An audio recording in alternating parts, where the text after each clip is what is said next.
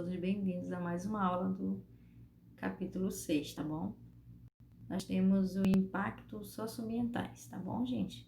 Nós vamos continuar ainda esse capítulo, só que hoje nós iremos trabalhar da página 47 a 52 e vamos fechar os conteúdos do livro didático e livro de atividade, tá bom? Os conteúdos que irão direcionar vocês para avaliação serão da unidade 4, 5 e 6, tá bom?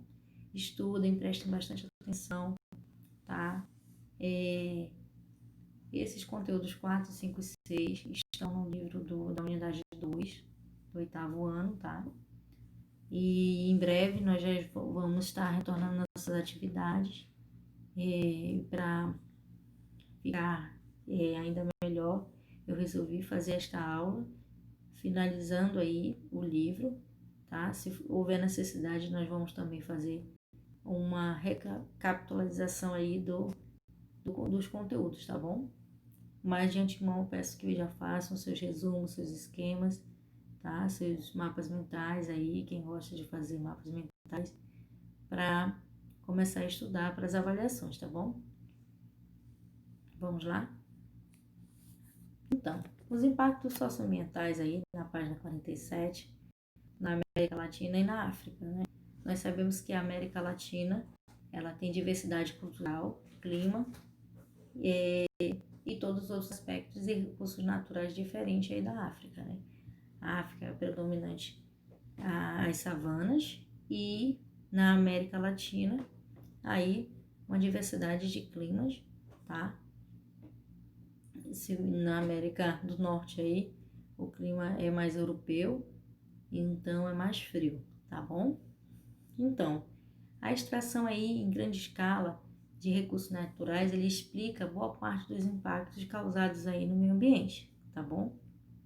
E essas consequências, ela já vem diretamente aí para a sua própria sociedade, ou seja, o homem, ele modifica o espaço e ele mesmo sofre as consequências, tá bom? Bom, boa parte dos impactos aí desse meio ambiente, as consequências recaem sobre essa própria sociedade. E aí, o ambiente e a sociedade acabam passando por um momento de desequilíbrio, tá bom?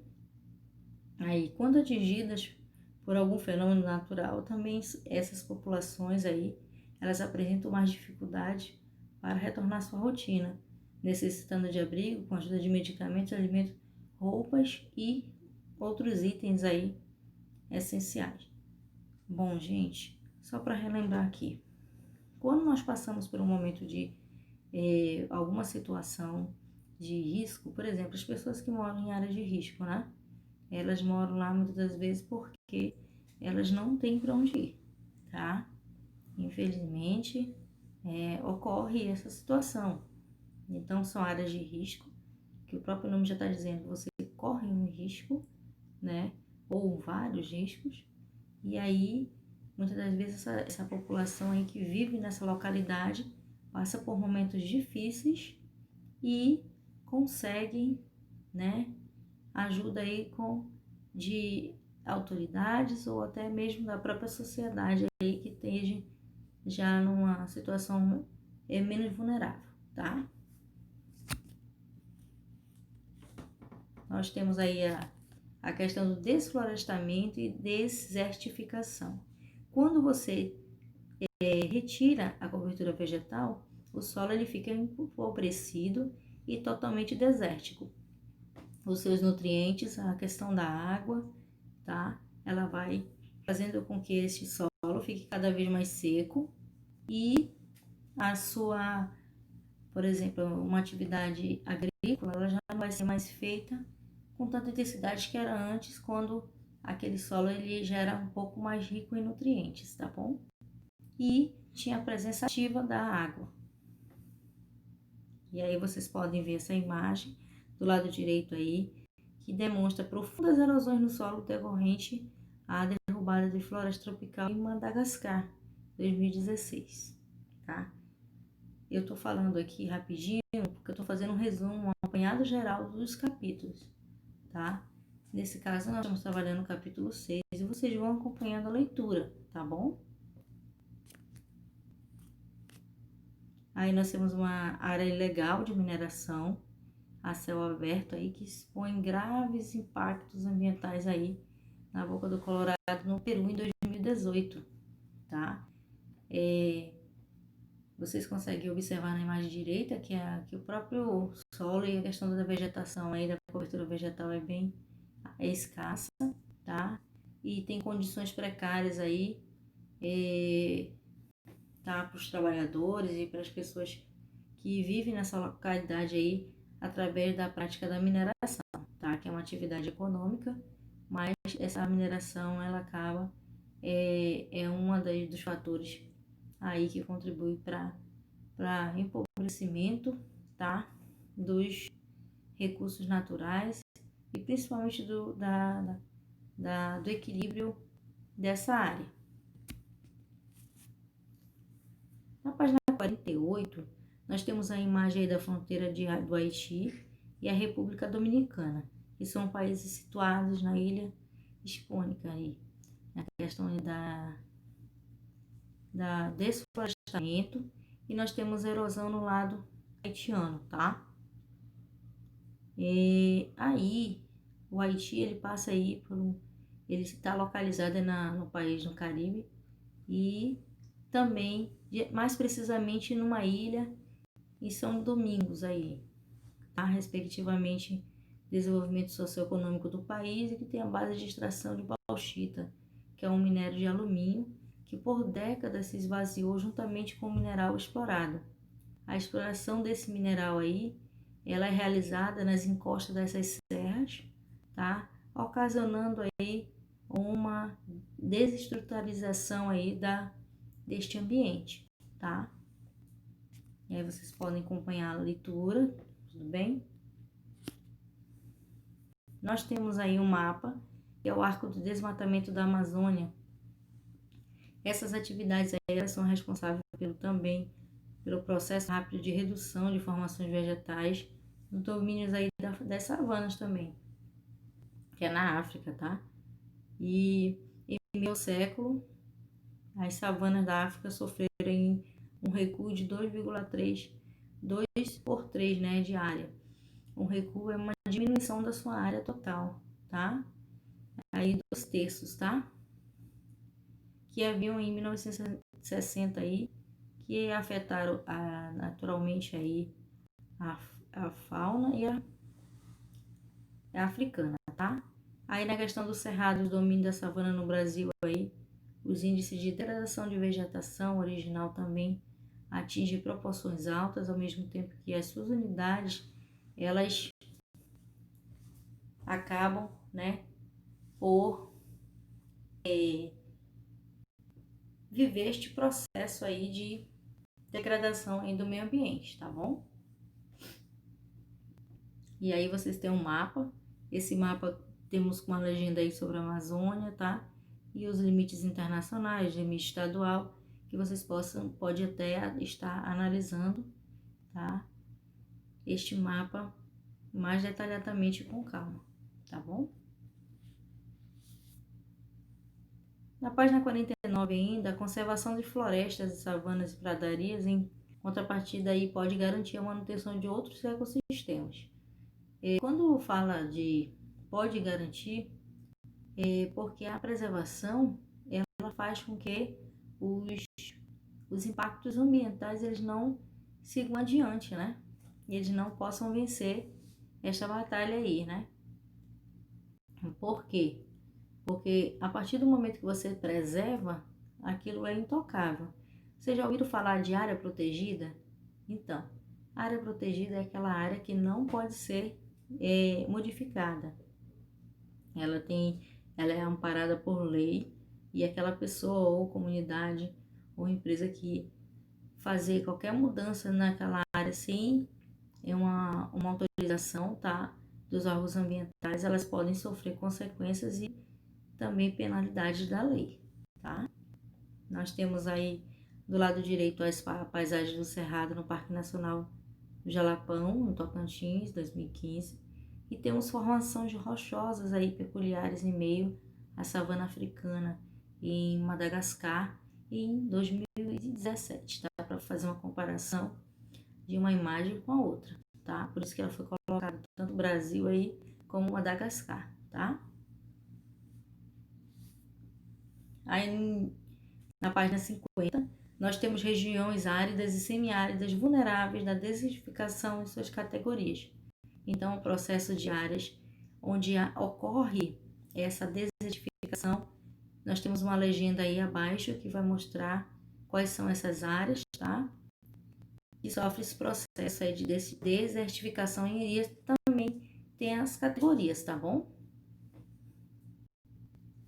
Na página 51 diz o seguinte: mais de 40% das áreas agrícolas, cerca de 2 milhões de pessoas, quase todas em países de desenvolvimento, aí, estão localizadas em área de desertificação ou suscetíveis aí ao fenômeno.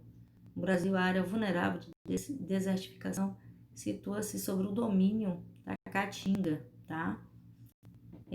No Nordeste brasileiro.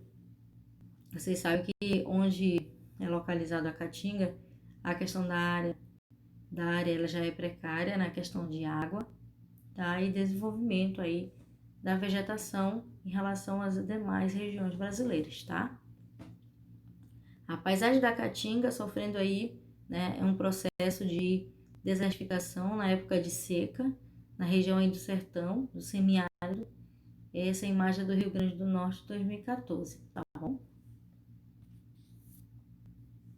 Aí nós temos a questão do controle da água no Nilo, que essas sociedades egípcias, assim como a antiga civilização, né, ela vive em estreita relação aí com o Rio Nilo, porque ela precisa do Rio Nilo para, além da sua própria subsistência, ela precisa do Rio Nilo para também fazer o transporte de mercadorias e também receber mercadorias, né?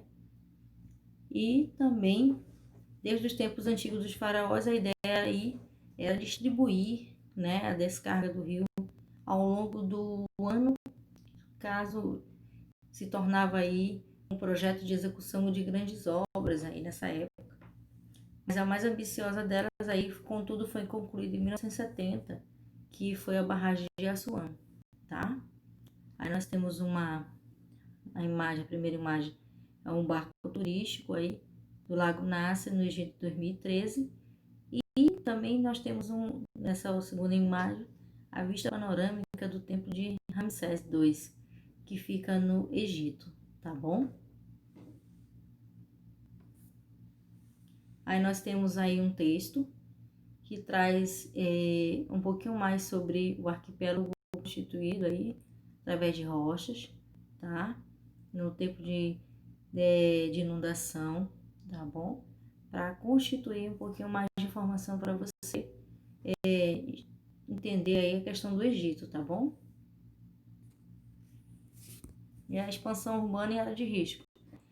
Bom, a questão da expansão urbana em área de risco, você sabe que todo ser humano tem necessidade de morar, de onde se alocar, de onde ficar, e muitas das vezes a população ela vai crescendo e vai modificando a paisagem e, como eu falei para vocês logo no início, existem pessoas que não têm para onde ir, elas acabam ficando em locais que não oferecem condições necessárias para a sua moradia, né? E ela se submetem a passar por essa situação.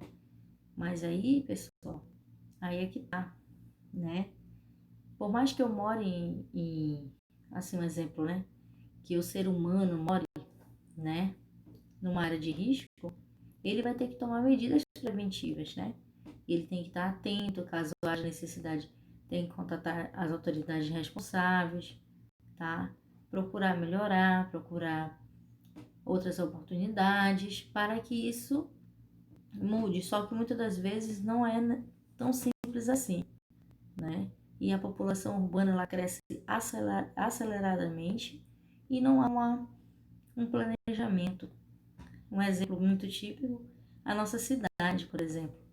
A nossa cidade, ela cresceu desordenadamente. No início ela tinha um planejamento lá ali no próximo do bairro da Aparecida, no centro de Manaus, que é um dos bairros mais antigos da nossa capital. E aí, com o passar do tempo, a população ela foi crescendo. Principalmente houve uma explosão demográfica aí a partir de 1970, né, quando a Zona Franca de Manaus ela começa já a dar o seu ápice, e de 1967 até 1970, né? Até os dias atuais nós ainda recebemos turistas que muitos desses turistas ainda ficam aqui conosco na cidade, tá? Aí nós temos duas imagens.